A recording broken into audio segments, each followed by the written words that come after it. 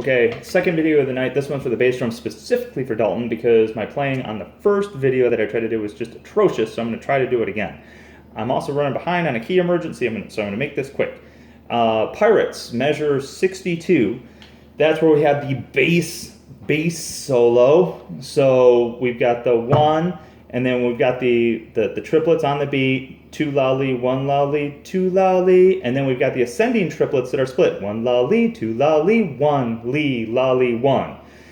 So Dalton's part is really weird because you have got the la in the ascending triplets. So that's kind of like a weird thing to hit, but if you use some tricks, you'll be okay. What I would recommend you do is take your right hand, right here, and then start just doing 1, lee 2, lee 3, lee 1, lee 2, lee 3, lee, or it's in 6/8, so it's just 1, lee 2, lee 1, lee 2, lee 1, lee 2, lee 1, lee 2, like just doing the doubles.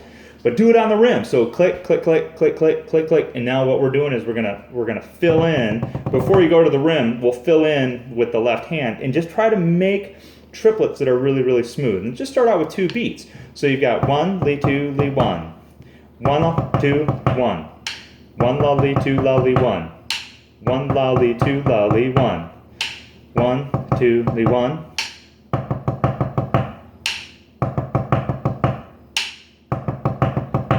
Okay, and you just do that over and over, and all of a sudden you've got like a really nice triplet subdivision. If you focus on making that like really even on like a single playing surface, and then you can move over your stick to some other surface and get the...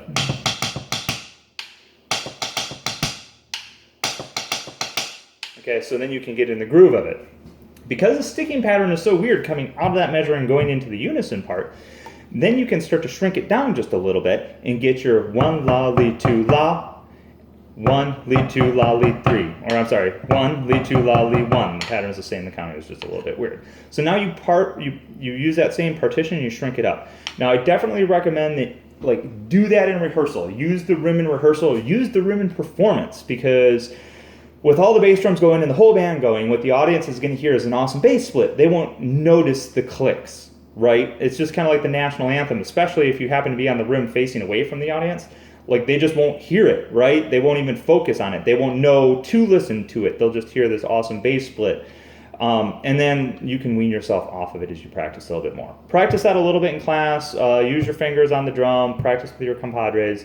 And it's good generic advice for anybody doing the bass drum splits. So Ashton, Ava, Jaden, do the same thing, because I know you all have parts that are sort of in that same boat, like how do I figure out the timing.